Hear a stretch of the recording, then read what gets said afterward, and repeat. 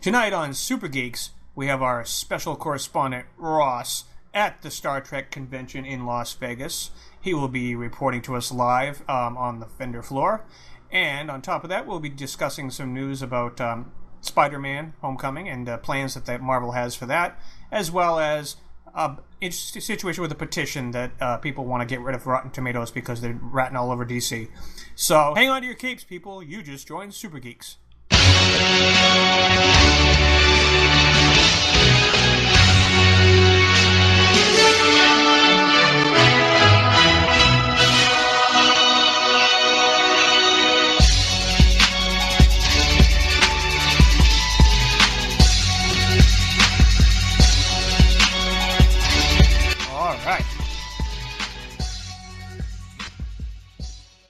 All right. So we got a semi-special episode tonight. There's a lot less hosts today, but one of our hosts is live, like you said earlier, at the convention in Las Vegas for Star Trek.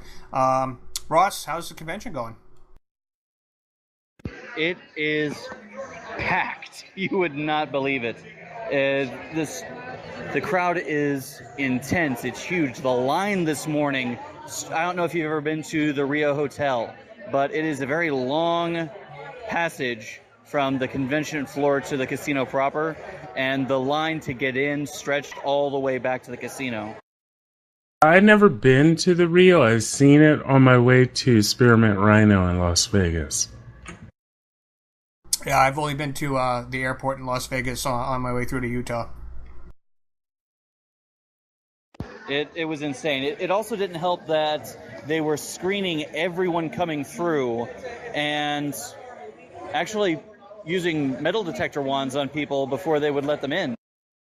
Well, nowadays it'd be a lot easier to get away with something with a plate large. Yeah, exactly. All you need is some suicide bomber. Oh, they could dress going like in a there. Ghostbuster or some costume, and they could hide bombs and stuff more easily than an average person. I could see that happening. Someone showing up as a Ghostbuster to a Star Trek convention would be just a little bit serious. And just to get in line, you'd have to show that you had proof that you're coming to the convention. That means you would have to spend at least $500. Oh, it's cosplay. Yeah, they would still do it. They would go to that far. Maybe not the Ghostbuster costume, but I'm just using that as an analogy. Some kind of costume where they can wear something that, could be more than what it seems. But anyways, yeah, I can understand the need for the security. Well, the environment is amazing. I am standing in the G&T Show booth. The G&T Show being one of the podcasts of Busy Little Beaver Productions, our parent production house. And with me, of course, is Michael Medeiros, producer of the G&T Show. Say hi. Kapla! Or something. Hey, Mike. And also Terry Lynn. Terry, say hi. Hi. Hi, Terry. Tell Terry that Anthony said hello.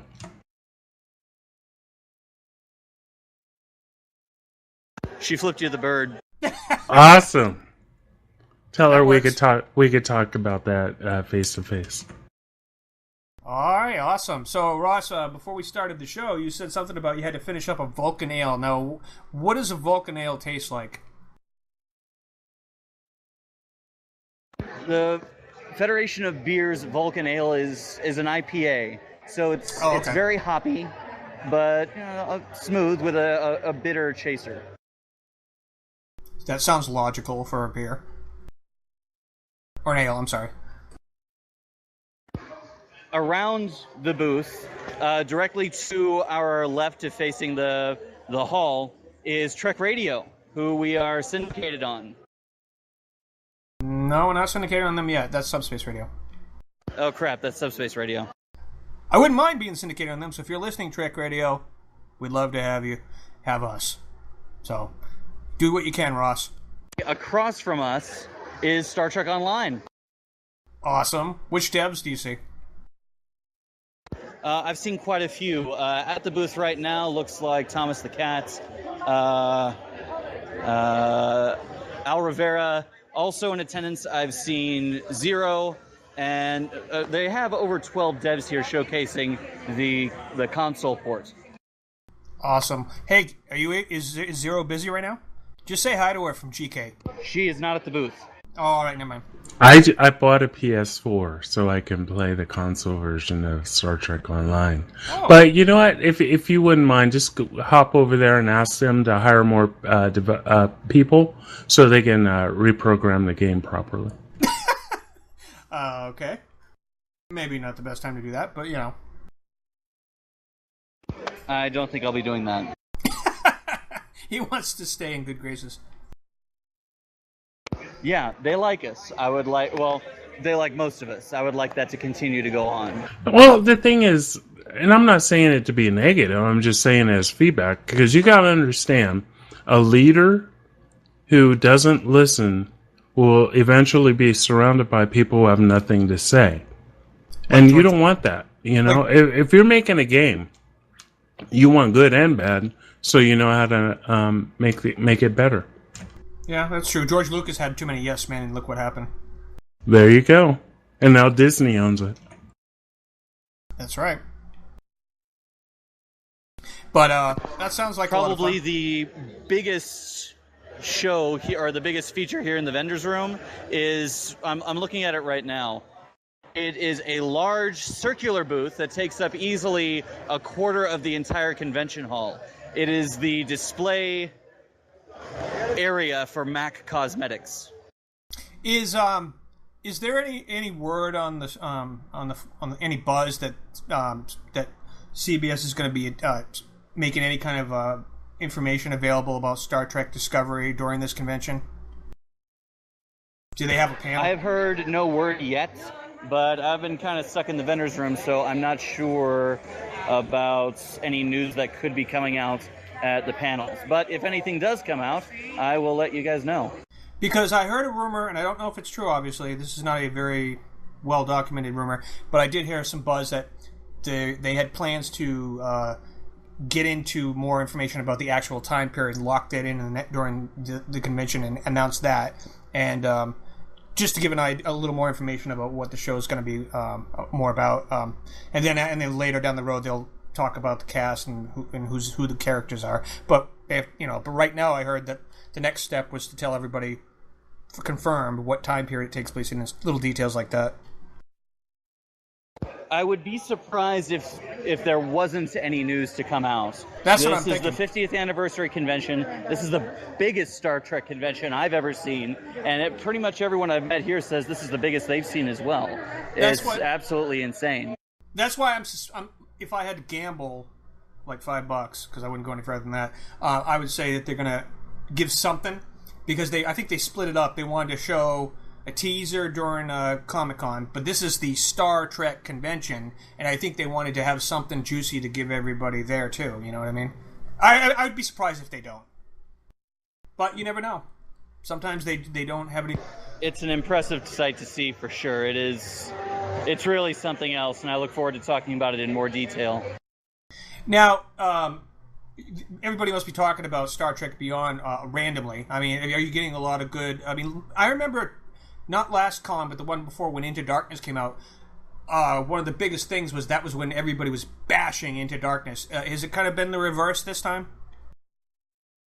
Absolutely. Everyone I've talked to and have struck up conversation absolutely rave about the movie. They love it. They adore it. It feels like true Trek form.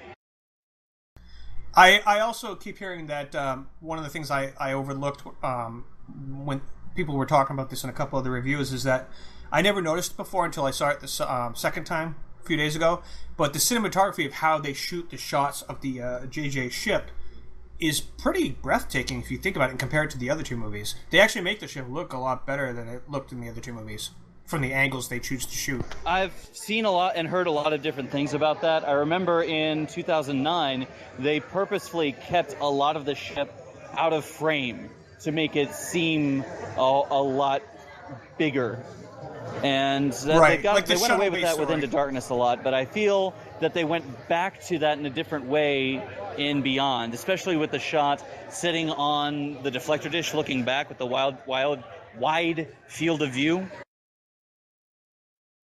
Yep. So that's good. So because I just remember that at that convention a couple of years ago, everybody, they voted Into Darkness the worst Star Trek movie. They were really giving them a hard time and making a lot of, Simon Pegg got very angry at the fans. Remember that? So I think this time it's nice that they actually took the feedback, and they seemed to listen, and it almost like they were saying, we're going to give you all these nuggets that you don't expect because this is our way of saying we're sorry, we're going to try to do better. And I like that. Well, there's a lot of reasons that fans felt Into Darkness was so bad. I mean, Right. In my mind, the primary among those was the marketing. The marketing for Into Darkness was terrible. Yeah. It started months and months too early, and it was so focused on what some critics call JJ's mystery box, where they're constantly teasing about strange identities, mysterious motives, and those little vignettes that made it seem like John Harrison had a personal vendetta against the crew of the Enterprise. And then when the movie comes out, people watch it, it turns out to be a lot simpler than they already thought. And oh, guess what? The guy they said wasn't the bad guy was. Yep. Yeah, they did. I also like the marketing they did on Beyond because they didn't what you saw. There was more to it than what we saw in the trailers. It was almost the reverse of normal trailers because the best stuff wasn't shown in the trailer, but they made it seem like it was. So it's all a matter of perspective in the end. Now, how are the costumes this year? Anybody dressing up as? Let me ask you this. I'm curious. What is the ratio of JJ uniforms versus traditional uniforms that you're seeing for the cosplay? I'm actually seeing a fair mix of canon, TOS, TNG, and movie era uniforms with JJ era and style uniforms.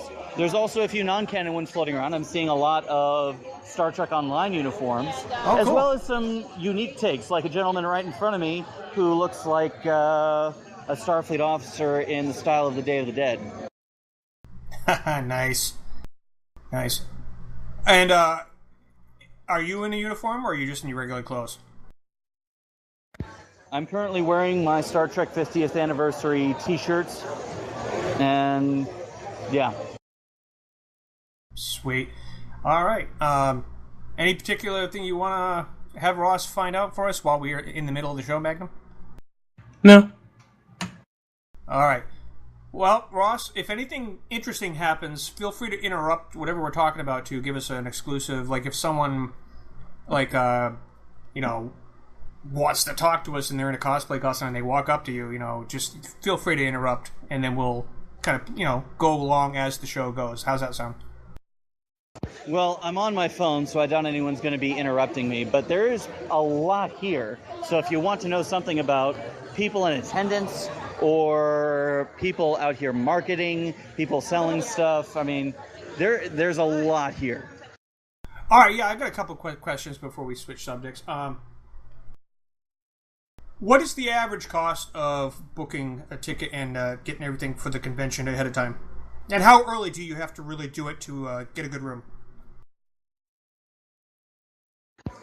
The vendor's room is open for all attendees. There are 5 levels of tickets, I think. Admiral, Captain's Table, Gold, Commander, and Bronze. And that's the book that and they all vary from very expensive to less expensive. Everything but general admission has reserved seating in all the panels, plus a bunch of extra events, dinner with several of the stars, privileged access to Quark's Bar and some of the events in there, special access to the Roddenberry stage, all sorts of fun stuff. Were you able to get a media pass, or did you have to pay the regular way? I have an exhibitor pass. What's an exhibit? Oh, because you have a booth? Because I'm part of a booth, yeah. All right, cool. So that saved you a few bucks, I'm sure. Yes, indeed. All right, cool. Well, that's good to know. The only downside is I have to share a bed with Gettysburg 7. Oh, God. Did he try anything? Can you point to the doll when you get back as to where he tried things? Well, thankfully, he's been behaving himself. Give him a couple of Vulcan ales and we'll see what happens. We do still have the rest of the week to go. Wait, he didn't bring his spouse with him? Oh, he's single now. He got married. I did not bring my girlfriend with me, unfortunately. No, I meant Nick. Did he bring his wife? Oh, no. He's single. Yeah, no, they broke up. Anyway. Wait, didn't he get married? No. So that was just fake? You know what? I don't know, but I'm pretty sure he's single. I mean, I could be wrong. He's on my Facebook. I haven't seen anything. I'm not going to go into someone else's personal stuff on the show. Talk about that. I don't know. Personally, I don't know. I'm guessing. But anyways, so all right, sounds good, Ross. Oh, any sign of Adrian or anybody else we know around? Adrian is actually doing her own companion convention to STLV called Critericon. Last night I went to their landing party and it was a huge success. She rented a suite and it was packed wall to wall with people. Larry Nemechek was there, nice. Televixen and Geek Nation Tours, Trek Radio all contributed, and it was one hell of a party. I'm going to another one tonight. That's awesome. Is that also in the Rio, or did she have a different hotel for that? It is in the Rio. All right, cool. Yeah, I know. I supported it. As far as her. Help us understand what Critericon is. What is that? That's Adrian's. Go ahead, Ross. It's a convention dedicated to the creative, the innovative, and the imaginative. So it's not just Star Trek related, but it's all sci-fi, all creativity? That's right. Yep. It's pretty much for all artists who... In fact, later this week I'll be participating in a table read of an independent sci-fi comedy called The Adventures of Captain JJ. No relation. Nice. Well, that sounds interesting. You'll tell us how that goes. Are they going to be recording that? I'm playing the lead. Are they going to be recording that to put up on YouTube or something? I don't know, but it's going to be fun one way or another. Nice. All right. Well, like I said, if anything interesting happens, feel free to pipe in, because we know that anything can happen on the floor in the middle of the show, so since you are live. All right. Well, our first topic outside of the convention is kind of stupid, but at the same time, it's worth mentioning because I say stupid because it's just an opinion. People are petitioning to have Rotten Tomatoes shut down, and obviously I don't think that's going to go very far. But a lot of people, Suicide Squad comes out tomorrow for the general public, but there's been a lot of mixed reviews.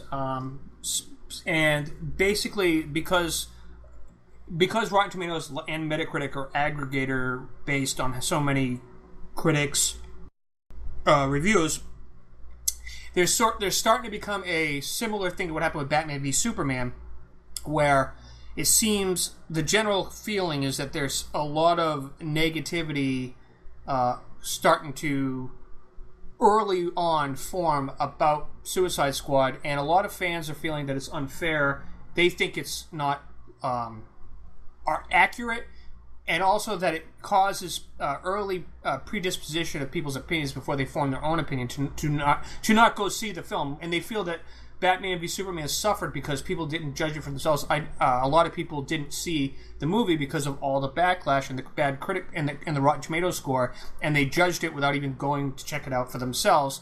And then I know people that when they eventually saw it on DVD and so forth were surprised. They wish they had seen it in the theater. So I kind of think there is something to that a little bit as far as the bias it causes when they allow for early reviews. I don't know. It's an interesting topic because I don't think it's completely without foundation, but what do you guys think? Well, first things first. Something like that, something similar to that happened with Star Trek Beyond? They tried. Some people tried. The Axonar people tried to boycott. Well, all right. First things first. Speaking of, doesn't the WB own Rotten Tomatoes? Alex Peters so far. Oh, I'm sorry. I don't know. Do they? Yeah, Warner Brothers owns Rotten Tomatoes, which is interesting. But you got to look at it this way. This is what I first thought of when I heard this. All right, so you get somebody who's a movie reviewer, all right? It's his own personal opinion. He saw the movie, he gave his opinion.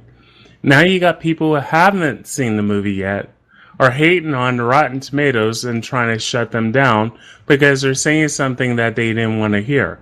And what gets me is this polarizing effect is running rampant lately.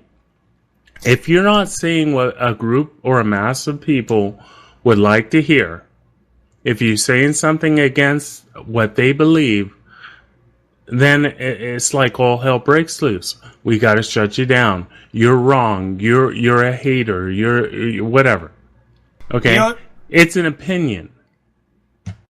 Not only do I agree with you, but when I think back to when this all started with Batman v Superman, in hindsight, they were right. The movie, I mean, I liked it when I saw it because I had that thing where I just was looking for things to like instead of things to not like. So, but when I look back, it's sort of like the same effect the Phantom Menace had when I saw episode 1 years and years ago, back in 99. I was so hungry for a new Star Wars movie, I overlooked the flaws in the film and loved it. But looking back, it was the worst Star Wars film, and even without Jar Jar. But back then, I was blinded by the whole excitement to see it in the first place. So it made me, if anybody says something bad about it, I couldn't agree with them back then. Now I can. I am now starting to have that same feeling with Batman v Superman. I keep hearing the Ultimate Edition is the one that should have been the cut that should have been released, and they cut it for time purposes, and it screwed up Zack's story. And I keep hearing that that's maybe true, but that's not the cut they released. Based on what the cut was that was released to the big screen, from thinking back, all the reasons people gave for why the movie wasn't very good. I mean, I liked it if I separate it and compartmentalize scenes. I like this scene. I like the way this looked. I liked how they did this. As a total movie, though, they weren't wrong, and so that was fair for people to bash on it. The question, though, is should they be allowed to early bash it and cause a bias for people who might be interested in seeing it and judging for themselves? That's a very good question. 22, George. You can say that there be no early reviews, but then that casts speculation is why are there no early reviews? Or do they have that little faith in the movie that they're not going to let critics look at it first and make their reviews early? I think... Go ahead. Yeah, also, George, what you got to understand is Rotten Tomatoes, they only tell you the percentage of the critics who gave the movie positive reviews or negative reviews. They gather all the critics and they get a percentage. They put into their algorithm, and then it gives them a percentage if it's good or bad. So they're not the ones giving the reviews. They're polling other critics, and then they put in their numbers, and then that's what it is. It's like Yelp for restaurants, in a way. Yeah, pretty much. You have to also be registered as a critic in Rotten Tomatoes. They don't just grab the critics who... just every critic out there. They grab the people who bother to register with Rotten Tomatoes. So there is a sort of a responsibility for the critics to make sure that it's kind of like voting. If you don't get your vote in, then you can't. This is the numbers we're seeing. Yeah, Rotten Tomatoes is the messenger, and that's what people are failing to realize. Yeah, I have to agree. Metacritic is another one that is just as popular. The Metacritic reviews have not been as bad as Rotten Tomatoes. They're actually higher, but not by a hell of a lot. Now you asked me earlier before the show about who I consider a credible critic. Now, I've been hearing mostly positive reviews from critics that I want to say whose opinions I respect, not necessarily credible in terms of they are Siskel and Ebert. Jeremy Johns, for example, is a very popular podcaster, and whenever I listen to his review of a movie, usually 9 out of 10 times, not only do I agree with his opinion, but he breaks it down, and his reasons are similar to what I feel after I've seen the movie. So going by the history of how consistently his opinion, even broken down, mirrors my own, his feelings about Suicide Squad, I trust enough to see it because, like I said, he has a history of more often than not feeling very similar to how I felt about a movie, whether it be Ghostbusters, Star Trek Beyond, or whatever. And he said that he doesn't understand the negative backlash because he thought this was his favorite DC movie out yet. and he gave very specific reasons. He went on and on. It was a spoiler-free review, but he really liked the movie a lot, and he thinks it did not deserve the bashing it's getting. Well, that's awesome, because see, you got to understand, there are 6-7 billion people on this planet. You're gonna have 7 billion different perspectives. So you get a bunch of people who are more into the Gone with the Wind type of movie, and then they watch something like this and they're like, it's lacking. Or you get someone who's like geek like us, because we read comics or we watch the television shows or the cartoons, and then when we go see the movie, we're like, that was awesome. Yeah, and for example, this was a like spoiler-free. Getting Pierce Morgan to review Star Wars. He's not going to like Yeah, pretty much. Exactly. And exactly. Pierce was a judge on Britain's Got Talent and then America's Got Talent, and he was always that judge that you knew was going to be the asshole, like Simon Pegg's. I mean, not Simon Pegg. I said Simon Pegg. Simon Cowell has gotten a lot nicer over the years and less critical since American Idol, but Pierce was always a jerk. Right, because if you weren't dancing the Swan Lake, Pierce wouldn't like it. American Idol. Yeah, I know, but that is a good example of Pierce Morgan. They brought people on they knew that he would bash terribly. Yeah. They wanted him to they wanted the ratings. They wanted to have that person that you knew was going to say something stupid that would make everybody angry. Like he would tell a little kid, you're not very good, or something like that. Just for the balance of, like, you got the good cop, bad cop. Yeah, I mean, I'm hearing things like, and again, this comes from a spoiler-free review, so this isn't a spoiler. The good things I'm hearing, for example, are that Jared Leto's Joker isn't in it as much as we think he is, but when he is in it, he's reminding everybody of the Cesar Romero sort of mobster-like Joker, but more up-to-date, and that he's very different from all the other Jokers we've seen in the movies. He's similar to a lot of the ones in the comics, but not one we've actually seen on screen. So his take on the Joker is fresh, and people like that. And people seem to like. The only thing I've heard negative about it, it's not even really too negative, is that the movie is narrative-wise, the movie's a bit of a mess, but people are calling it a happy mess because if you could still enjoy the film. Yeah, it's a bit scattered, is what I'm hearing and what I'm reading. But you know what? I'm the type of person that goes in with no expectations. Just entertain me. And that's all I ask. And that's what I keep getting told, that's the one thing. It's not a great, awesome film by most critics. Some do say it is. But it's you get it's a popcorn muncher for the summer. It's one of those movies that you're going to hopefully leave the theater having had a good time. It's not an Academy Award winning, like, super awesome. No actor's going to stand out and get an award. Well, maybe. But that's the thing. Not every movie needs to be a freaking Oscar winner. A movie can be a fun experience that you go to, have a good time, talk about it, and reminisce about it. It doesn't have to be some profound journey that you have to go to every time you step into a damn theater. Right. Exactly. Yep. And when I listen to the reasons by people that are not liking the movie, like don't like it, sometimes I wonder if they're actually they're just reviewing it oftentimes movie-wise, and they're not necessarily fans of the source material, so they're more critical of the as a movie and how it's structured more than is this something that the fans of the Suicide Squad will like, etc., etc. The movie is going to do well, regardless of the critics. It has to break, according to what I read, it has to break. I know I'm going to go see it. It has to break $750 million to $800 million in order to break even. So if it goes beyond that, it will be considered a hit. You know what's interesting? It reminds me back when Underworld came out, and okay.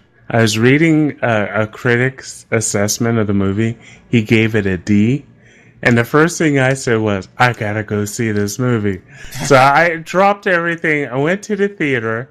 I watched Underworld, and I loved it. So it's all an opinion. To me, it's all an opinion. Everybody I like the first two Underworlds. Yeah. The others I try to forget. Yeah, the one I'm talking about is the first one. Yeah. So, yeah. Yep, yeah, the Underworld movies are a good example because they definitely have a polarized. Like the critics didn't really like it that much, but it has a cult following. So that's what sometimes happens. And that's not an uncommon thing. Critics can bash movies and say they're terrible, but they can turn around and do quite well. A critic is, like you said, delivering an opinion. And in the end, it's up to you and me to determine whether or not we are going to see someone, if we're going to support it with our money, and if we're going to enjoy it. I'm not going to let someone else tell me that it's not worth my time. But there is some precedence to this article.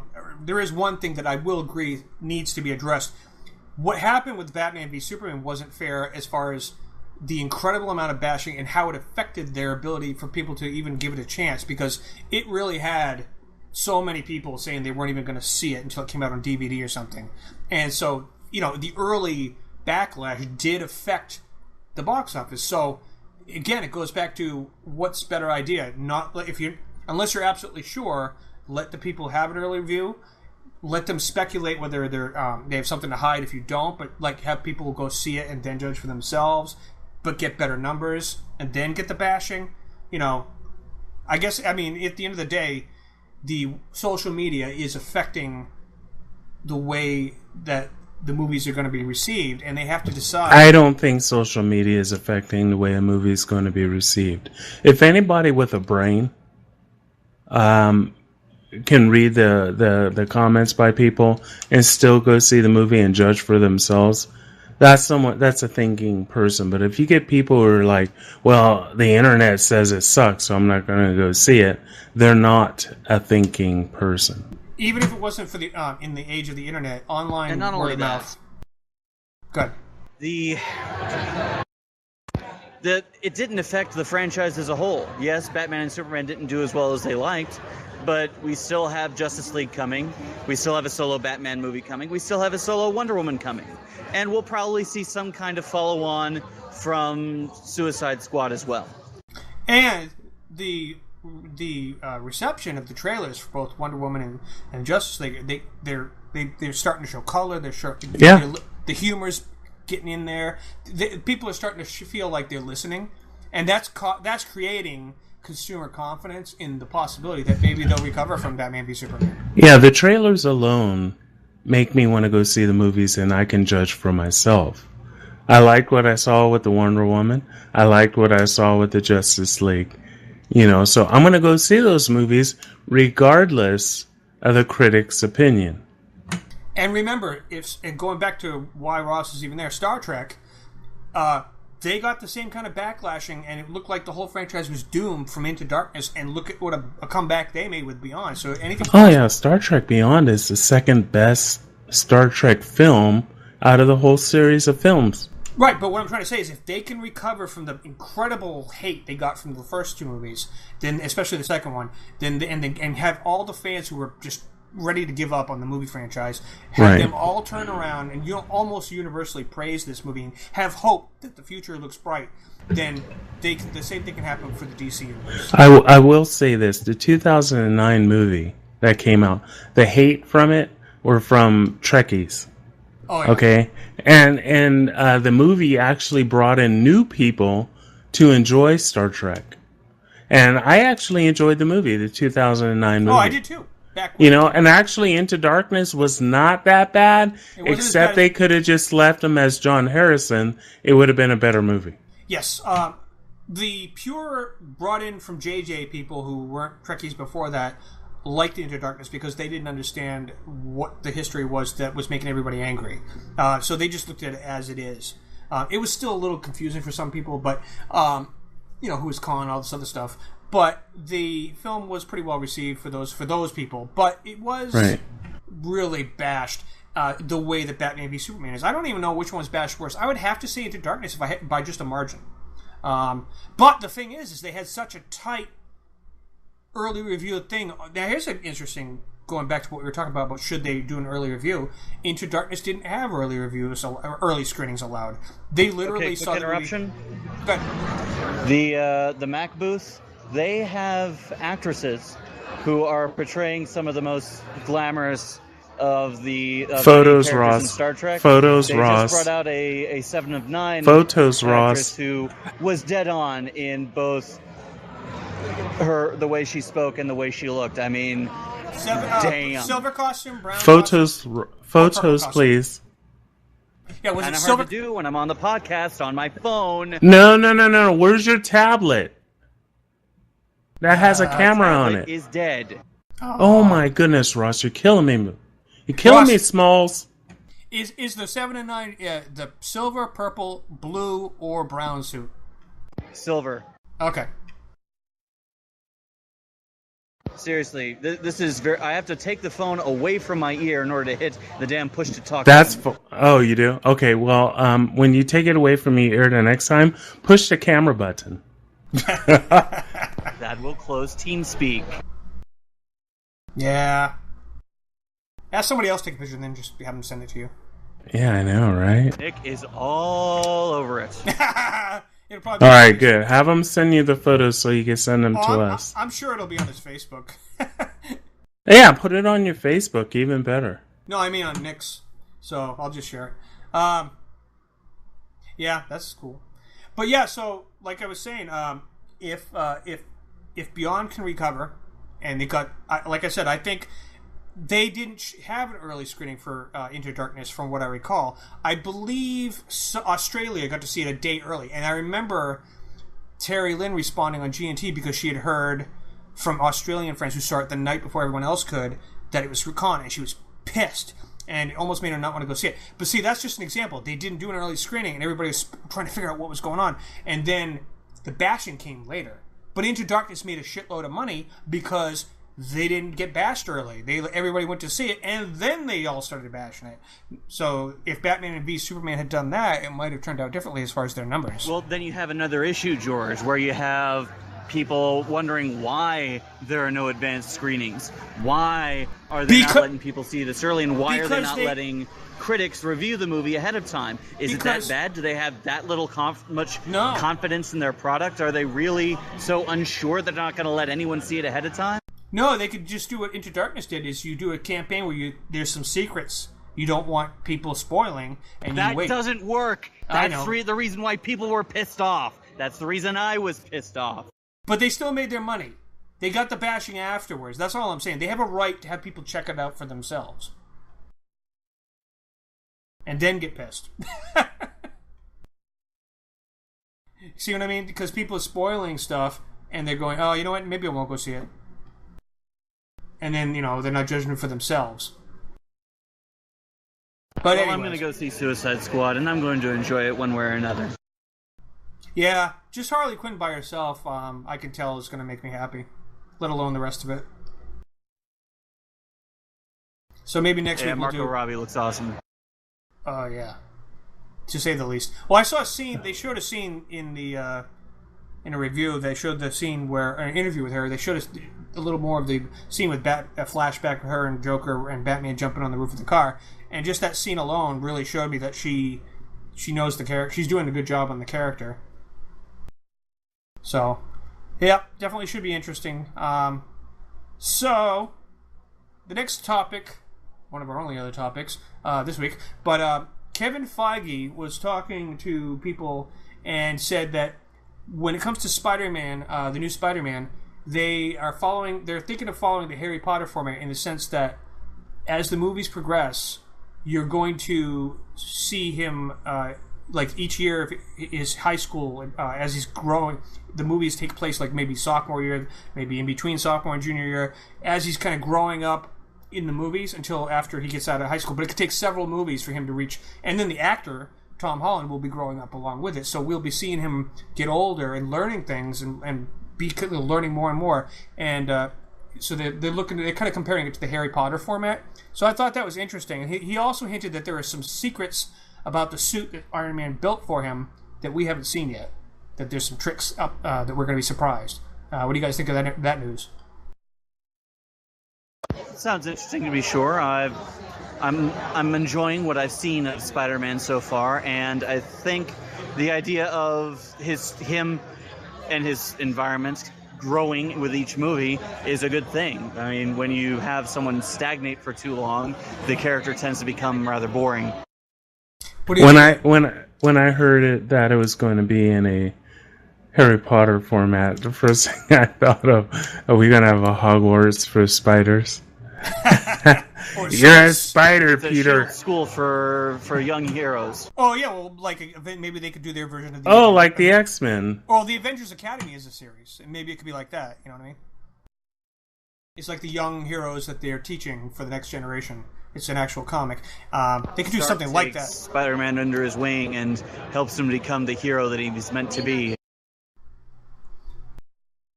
I think it has a lot of potential, so I'm looking forward to that. There is another topic that I didn't put in the notes, but I forgot I was meaning to talk about it last week. So it was a Comic-Con news drop that we didn't have time for, but I think it's interesting enough to bring up because I'm actually very interested in this.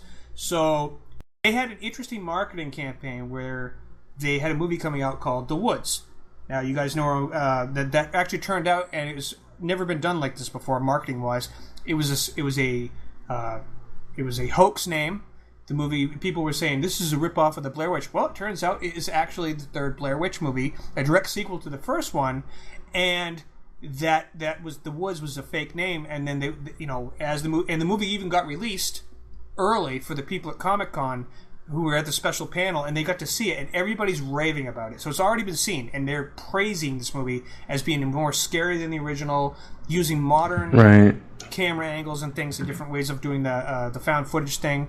And the trailer itself looked awesome. What do you guys think of that? I think that was cool, the way that they surprised everybody.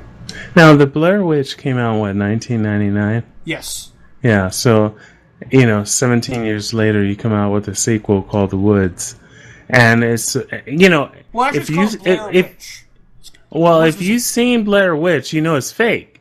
So how are they going to top that? So they must have had some creative thinkers sitting around the table design. All right, everybody knows this is fake, the Blair Witch. So how are we going to top it? How do we make it to where they want to see it? Everything on TV and movies is fake. Ross, we're talking about the movie. That's how you get the enjoyment. All right, you're missing my point. I know what you're saying. The viral campaign where nobody knew if it was real or not. I know what you're saying. Well, from what I hear from the majority of the people, I haven't heard anything negative at all. From everybody that was attending and watched the special screening, they all were shocked as to how awesome it was. It uses modern, because they're taking advantage of how up to date camera technology is, different types of camera options that they're using in this film. And one of the things they keep saying is what's interesting about it is they do take it to another level. It's the sequel that should have happened besides that Book of Shadows crap that came out years ago. But it's it's the sister, the brother of the girl who disappeared in the first movie, who's the last person holding the camera before either she died or we don't know what happened to her. And he's been looking for her, wanting to know what's going on, and they get some kind of a hint as to she might still be alive, and that's their reason for going into this movie is to find out what happened to her. And from what I heard, the stuff that happens once they get to the cabin that you saw at the end of the first movie is where everything really takes off and blows people's minds. So I've heard nothing but good things about it. So I'm actually really interested to see it. I saw the first one in the theater with my ex-wife. I remember that last shot where the camera just drops and when she's looking at the guy facing the wall, and then all of a sudden, boom.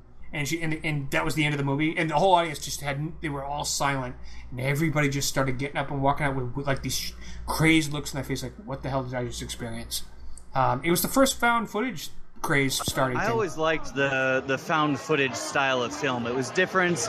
It looked like it would be challenging to write and to block, storyboard, and shoot. So I really respect the effort that goes into it. Certain movies have tried it. Some have had more success than others, and I'm glad to see that they're still trying to experiment and see how well this style of filmmaking works. Well, the other thing too is with the Blair Witch, what was interesting about it was the actors didn't have a script. It was 100% improvised. The only thing they were given was general ideas of what their goals were, and they were to improvise the whole thing. They sent them into the woods. They had no access. They had to really survive in the woods with the guy following them around with the camera. They had only so much food. They had only got so much sleep. They were really trying to make it authentic so that these actors were. The actors didn't know what was going to happen up to a certain point, so their reactions were.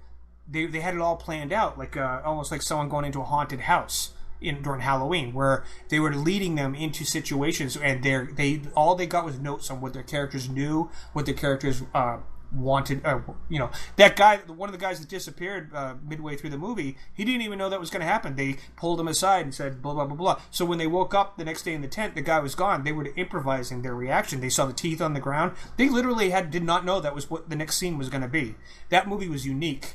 That was that was what was so interesting about it, is how authentic they did the improv to make the film seem real. And then the viral marketing campaign, of course, where nobody knew back then whether or not these were real missing kids. They actually put on their IMDb or in whatever that the actors that were playing the parts were missing. They were trying to make people really wonder, is this really found footage or not? The Heather girl, the one that's the brothers in this one, her IMDb literally said that she was currently missing and people were looking for her. So they really prepared for that marketing campaign. And so back then, that was totally new. JJ's tried to do those type of marketing campaigns for things like Cloverfield. Viral marketing has different effects. Cloverfield was another attempt at a found footage style film. It didn't do as well as Blair Witch, I think. It was a different approach. It was interesting, and then of course things like Super 8. But what I liked about this movie, what I like about the idea of what I'm hearing about this new Blair Witch is, well, I just think for me, I just love the way they fooled everybody, because people were thinking it was just a ripoff of the Blair Witch, and then it turned out it is the next Blair Witch movie, and they were just trying to surprise everybody so that when it's done and it's ready to come out, because it comes out next month for the general public, and they literally didn't know, the world didn't know until Comic-Con, and they're like, by the way, it's actually Blair Witch, the third movie, but it's not. The first one was the Blair Witch Project. This one's just called Blair Witch. So their entire campaign strategy for marketing this movie was brilliant, and it's caused a lot of buzz because they let people see it at the Comic-Con. The word of mouth has been awesome, and on top of that, the shock value, like, whoa, really? It's Blair Witch? I'm really interested to see where this goes. I mean, what do you guys think?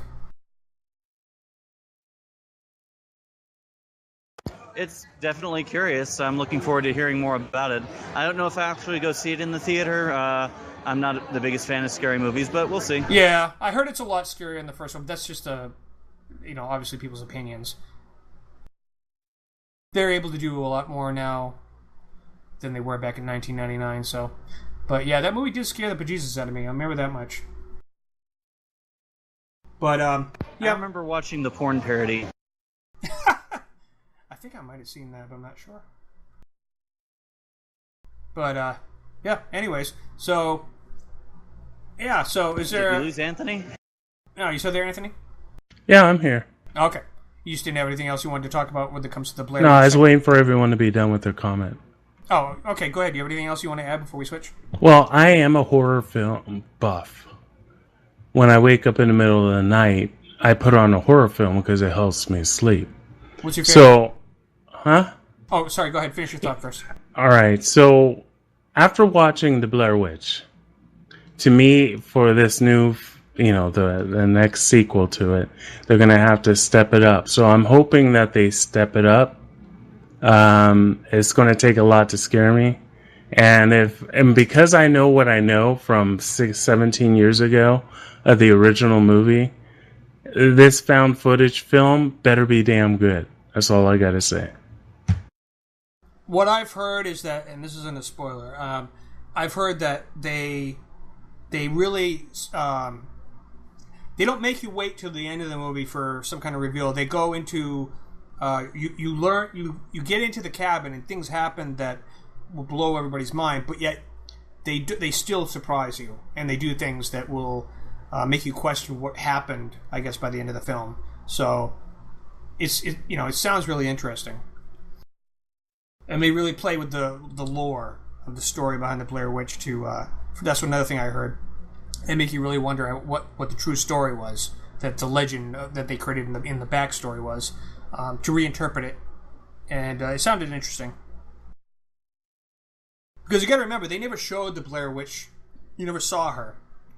I heard you kind of see her, but it still leaves a lot of mystery to be you know. Yeah, but in the last 17 years, you have so many films out there that do that lost footage. And even with the paranormal activities, it's the lost footage. So it's so saturated that it's going to be interesting to see how they stepped it up. I know that the camera... They'd have to do something really different, like with Unfriended. That was a different take, not exactly found footage, but that webcam recording. I'd like to see if they try to do something unique with something familiar. From what I've heard, I don't remember the name of the type of cameras, but they're the ones that and they also use drone cameras. They have multiple types of cameras. They're really taking advantage of the modern spin. They have, when they go on this quest to find the sister, they have drone cameras. They alternate between drone cameras, and I can't remember the names of those cameras you put on, like, in the woods, you know what I mean, like, that follow people around. People use them now. I can't remember what they're called, though, but they use those and cell cams, and because they didn't have this, people weren't really using the cell cams like this back in '99. People were using the handheld video cameras, and so there's a lot of the quality of the videos are higher because of the technology that's improved since 1999. And they do the from what I heard, what they do well is they're on this search mission. If you watch Discovery Channel type stuff, like when they go looking for Bigfoot and stuff like that, they take advantage of how they have the different types of cameras and equipment that they can toggle between, so that they can go on a search or try to hunt something, and they can try to get as much information as they can by checking in on all these different camera types, and it makes the movie more up to date and interesting as far as the ability to scare the audience with what something might catch on one of the cameras. Whereas before they just had the handhelds and they were running through the woods. It'll be interesting to see, to be sure. Yeah, and also people, of course, back in the day, the shaky cam made some people ill in the movie theaters. That was something that was a phenomenon that was going on. Did you guys get disturbed at all? Did the shaky cam get to you after a while, or did that not bother you? No, it was annoying because you couldn't see things on the screen. But outside of that, I did not get sick or anything like that. Yeah, it didn't bother me that much. Well, that should be interesting.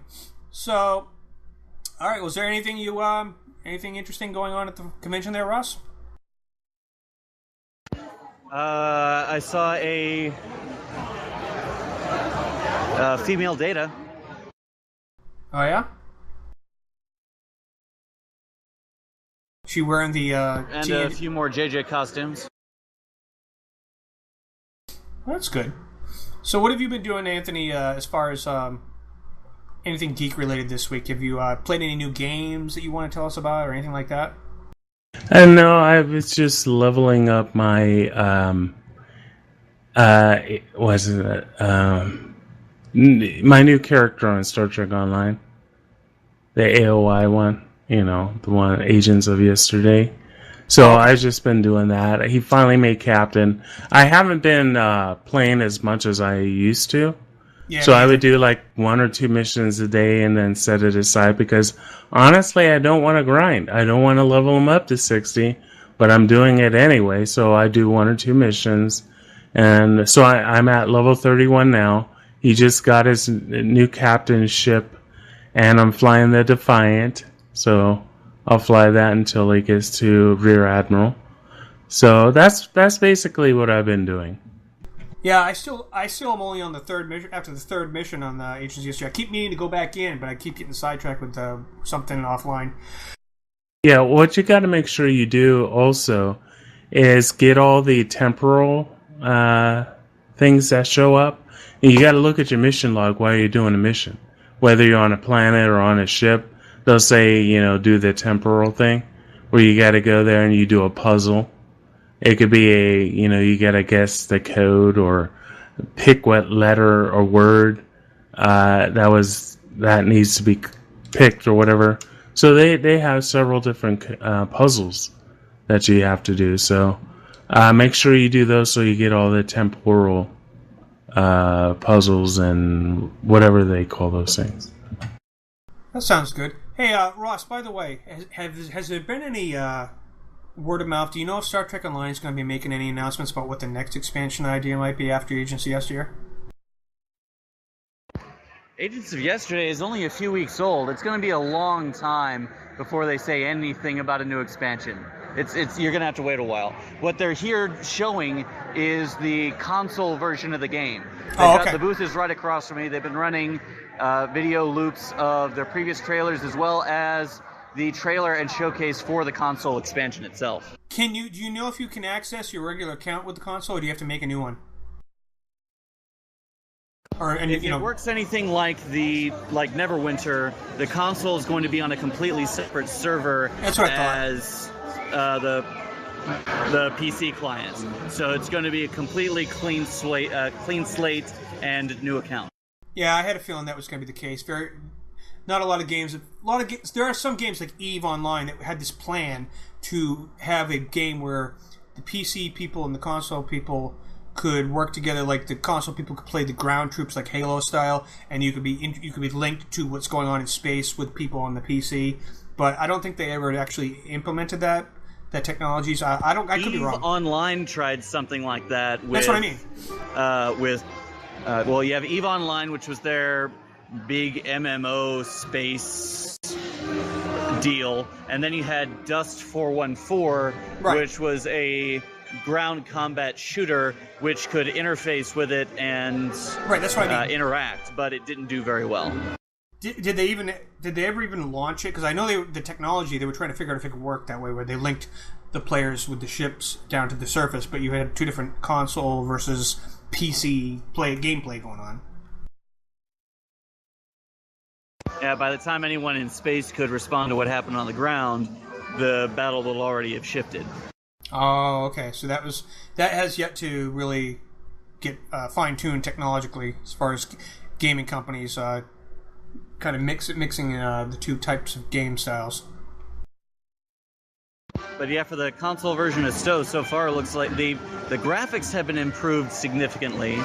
The UI is completely revamped. Have they got a booth at all set up for that new tabletop Star Trek role-playing game that they announced a few weeks ago? I haven't seen anything so far. However, also across from me is Gale Force 9's Star Trek Ascendancy. It's a tabletop board game of sorts that is modular and expansion-y. All right, well, that sounds good. All right, well, any other topics you guys want to talk about before we decide whether we're going to wrap it up or not? And not a heck of a lot going on this week, but we've had almost an hour and a half, almost a normal size show. So I mean, but if there's anything else you guys want to throw out there, I do have one thing to say. What's that? Harry Potter can defeat Batman. Yeah, okay. Well, he does have magic, so that's kind of hard to fight. Well, Batman has faced off against magical opponents before, so who knows? You gotta either get another magic person to help you out, like Satana, or you gotta get the drop on the magic user before he gets a chance to do his mojo on you. Well, Harry Potter as a baby was able to defeat the Dark One, so I'm confident that Harry Potter can defeat Batman. Here's a little trivia. In the League of Extraordinary Gentlemen graphic novels, in the final issue, the character that was the bad guy was based on Harry Potter. He's supposed to be Harry Potter, but they didn't say his name because they didn't want to get J.K. Rowling to try to sue them. So, but what happens is Harry Potter turns into a giant, and he uses his penis as a magic wand. This is a serious comic too. This is the League of Extraordinary Gentlemen, and they actually shoot his penis to kill him. He shoots lightning bolts out of his penis. I'm not even joking. And he's supposed to be Harry Potter. I know what you're talking about. I've seen it. It was an interesting alternate take on what Harry Potter could be. Yeah. The League of Extraordinary Gentlemen took characters like Alan Quatermain, the Mia, or whatever the girl's name that was the Dracula's girlfriend there, and the Hunchback of Notre Dame, and the Jekyll and Hyde monster there. The Hunchback was not in the novel. Oh no, you're right. He wasn't. The Invisible Man, people like that, and then they had that movie, but the graphic novels were very interesting. But in that final one, they wanted the bad guy to be Harry Potter, but they didn't want to get in trouble, like I said, so they didn't quite name him that. And so they, but he was meant to be Harry Potter, and he was literally shooting lightning bolts out of his penis as a giant because he used magic to make himself into a giant. It was funny, but it was a serious comic. But that is, what what he did in the comic and how he got taken out. So yeah, I thought that was interesting. His magic wand became something else. Anyways. Well, he was possessed by a demon, and he became all demonic and ugly at the end. Was he? Oh, yeah, that's true. All right. Well, you know what? One thing I didn't do in the beginning of the show, but I guess I'll do it at the end this time. Ross, where can people, since you're at the convention, I'll hit you first. Where can people find you on social media? They can find me at www.iliveloveplay.com. Facebook /I Live, I Love, I Play. Twitter at Subsailor688. Super Geeks is a Live, Love, Play podcast produced in association with Busy Little Beaver Productions. All right, Anthony, what about you? You can follow me on Twitter at Anthony Battles. All right, and you can find me, George, at Chooch99A on Twitter. You can also look up other shows that we do, like Starfinder, a Star Trek fan production. Facebook, USSStarfinder.com is the website. We have another show coming out called The Last Dungeon, which is a parody. You can find that on Facebook too. It's a parody of D&D and things like that. We've already got a lot of recordings done for that. Anthony's in it. Ross is in it. Anthony plays an orc called Mork the Orc, so that should be interesting. And then also... And I play a dwarf. We have another show coming out that... Ross has been talking to some people at the convention about participating in or syndicating us, and we haven't got. It's a little early to talk about that one, George. I've already talked about it on the show before. I talked about the plan for it several episodes ago. We haven't got a title for it, but it's basically going to be like we're playing a version of D&D Pathfinder or something like it with a group, and we go and each episode is a session of the adventure as we're role-playing it. A lot of people are doing that on online now, and so we're doing something similar to that. We're still developing it, though, so it doesn't have a title yet, and the details are not fine-tuned, but it's a project in work. So when we get more information we can give you, we'll tell you about that. But I'm excited about it. And so, all right, so as Ross says, Super Geeks is a Live, Love, Pray production, and you can also listen to us syndicated on Subspace Radio every Thursday. You can check their schedule at subspaceradio.net for when in your local time it airs. Eastern time is usually after 2 p.m., but you can check your local time. All right, so that concludes episode 25 of Super Geeks. Ross, I want to thank you for your ability to join us from the convention, and for joining me as usual, Anthony. So... we'll talk to you guys next time. Thank you for joining us.